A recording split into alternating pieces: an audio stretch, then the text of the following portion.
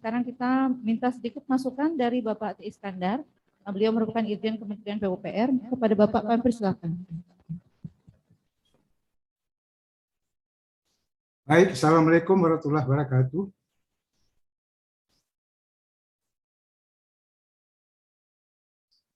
Assalamualaikum warahmatullahi wabarakatuh.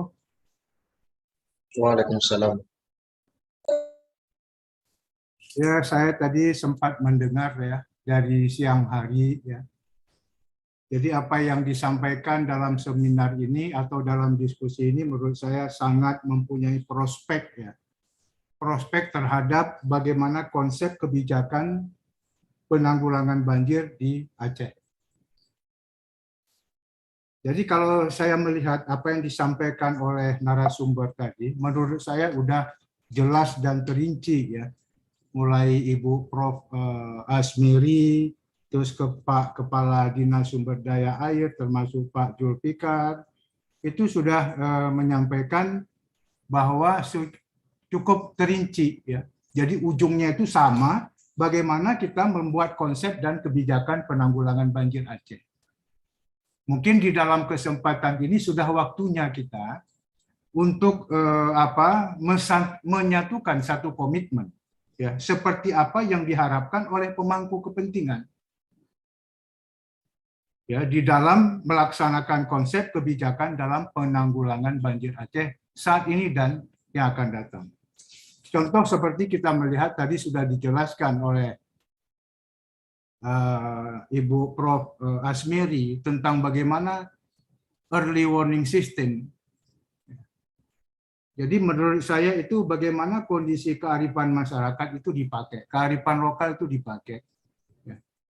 Contoh seperti yang sedang dilakukan pembangunan Bendungan Kerung Kerto yang di Aceh Utara. Itu dari kondisi data yang ada, kita bisa membuat atau mereduksi kondisi daripada debit banjir dengan periode 50 tahunan. Artinya ini juga merupakan satu langkah-langkah di dalam hal upaya pengendalian banjir kita yang akan datang. Prinsipnya, di dalam satu pengelolaan dari sungai yang tadi juga ada para penanya menanyakan, itu bagaimana pengelolaan di hilir. Menurut saya, pengelolaan sungai nggak bisa menghilir tengah maupun hulu, karena itu harus secara terpadu. Artinya, one river, one plan, one management. Nggak bisa dipisah-pisahkan dia. Karena kita sungai itu mempunyai kepentingan yang sama, baik hulu dan tengah maupun hilir. Dan tadi juga kita akan berdampak kepada satu masalah. Ya. Apabila tata kelola daripada di bagian hulu tidak baik, akan berdampak kepada middle stream dan downstream yang ada. Ini menjadi satu konsep kita, paling penting bagaimana komitmen kita di pemangku kepentingan dalam melaksanakan konsep kebijakan penanggulangan banjir untuk Aceh saat ini dan akan datang. Mungkin salam saya kepada beberapa narasumber ya. Itu ada senior di situ, ada Bang Ed. Assalamualaikum Bang.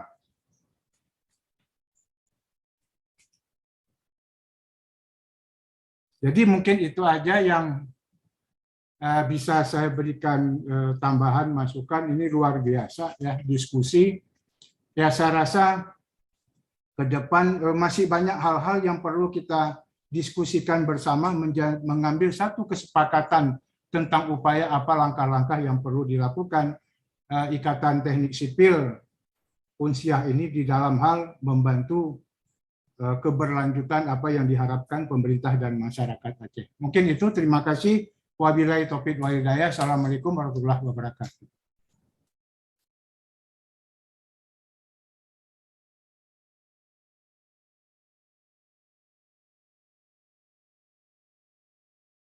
Terima kasih kepada Pak Ati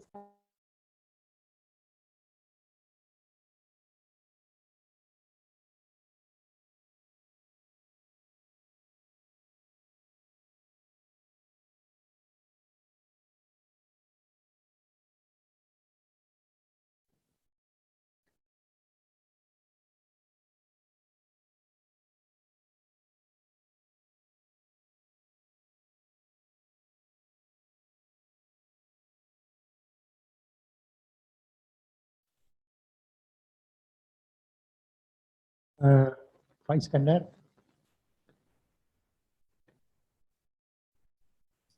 Siap.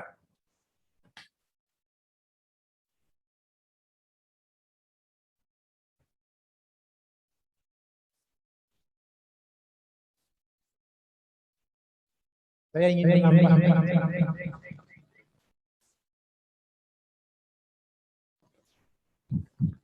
Assalamualaikum, Pak Iskandar. Waalaikumsalam. Ini baik mau menyampaikan sesuatu ya. Sebenarnya Aceh dengan sungai-sungainya yang ada, lebih dari 10 sungai ini yang besar dan selama ini terus banjir. Saya pernah hitung itu kira-kira ada sekitar 120 miliar meter kubik air per tahun ya. Itu kalau kita rupiahkan kira-kira 160 rupiah itu bisa kalau sudah menjadi energi. Tapi yang sekarang kita melihat ketidakmampuan pemerintah daerah mendorong agar pada lokasi-lokasi ini airnya itu bisa diubah menjadi energi. Karena setiap 1 megawatt itu kita butuh sekitar 1,2 meter kubik air dengan kelipatan terjunan 100 meter. Sebenarnya orang nggak perlu kita minta-minta ngemis dana otsus ke pusat. Kalau air yang ada di Aceh ini bisa kita berdayakan. Yang kita sayangkan sekarang pasca Gubernur Ibrahim Hasan, bukan saya mengecilkan arti gubernur-gubernur yang lain, visi Aceh untuk membangun ini jadi kabur. Sering malah kadang-kadang di tengah jalan jadi hilang. Kalau tadi disebutkan ditawarkan tuh bangun jalan tol, saya kira ini kemampuan gubernur pada saat itu hanya melihat jalan tol. Dia tidak melihat air. Air yang lebih dari 120 miliar meter kubik per tahun, itu yang baru kita manfaatkan, itu baru sangat sedikit. Setahu saya Pesangan itu yang akan ya.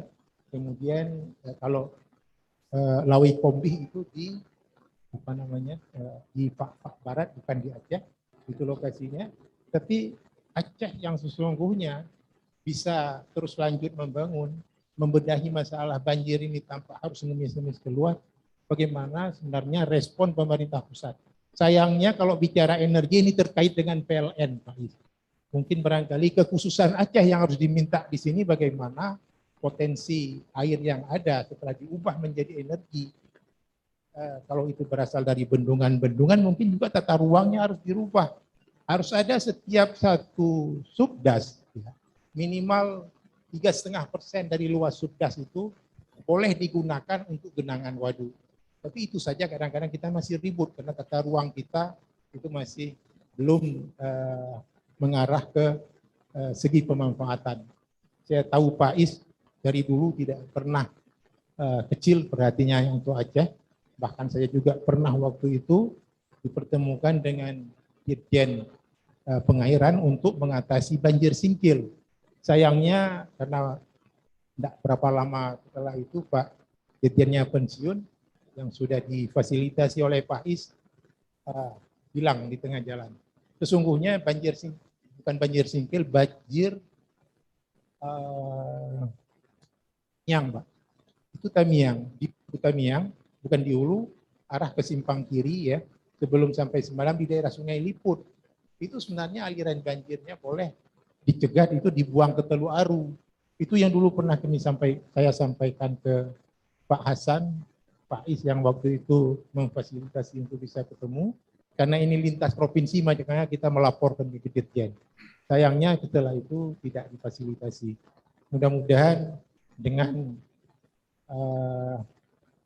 kesempatan yang ada pada Pak Is bisa mendorong agar air yang ada di Aceh yang potensi sangat besar itu bisa diberdayakan, diubah menjadi energi dan tidak terlalu sulit ketika kita mau menjual ke PLN. Kita yang saya maksudkan di sini itu pemerintah Aceh. Pemerintah Aceh dalam hari ini sebenarnya saat punya dana otsus sebesar itu 100 triliun, kenapa tidak disisihkan 10 triliun itu bisa bertahap. Anak-anak Aceh yang bisa sekolah saya kira lebih banyak. Tapi hari-hari terakhir ini kita menjadi sangat prihatin, ada yang pernah menerima beasiswa biasanya sudah dikembalikan. Sayang sekali. Ini aja Pak Iskandar yang sore ini bisa saya sampaikan, senang sekali bisa ketemu via video call. Assalamualaikum warahmatullahi wabarakatuh. Waalaikumsalam warahmatullahi wabarakatuh.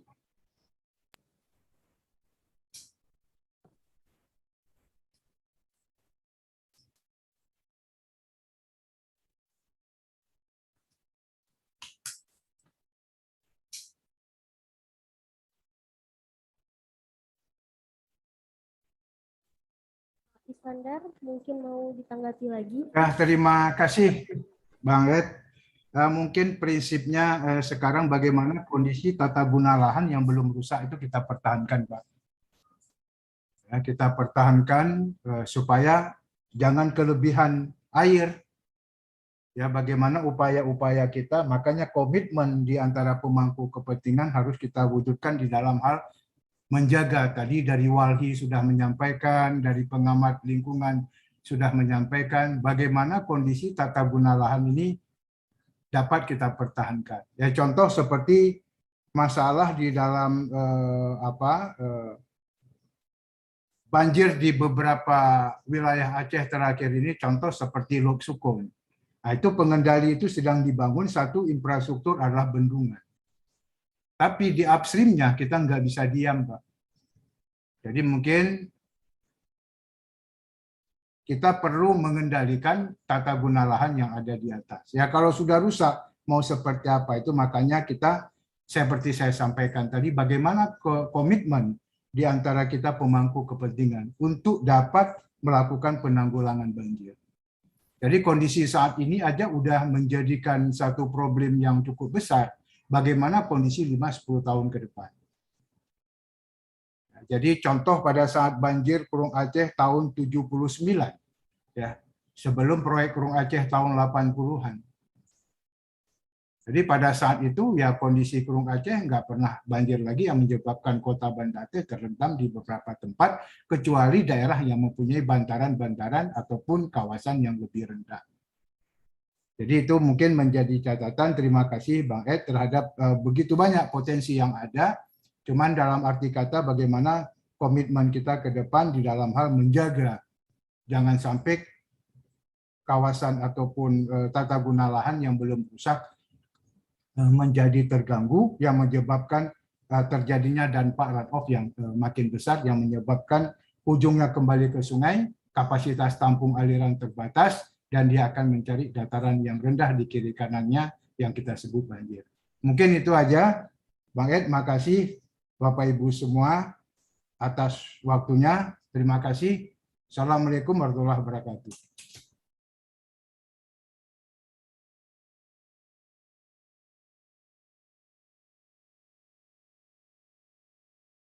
Pada semua Bapak Ibu atas tanggapannya.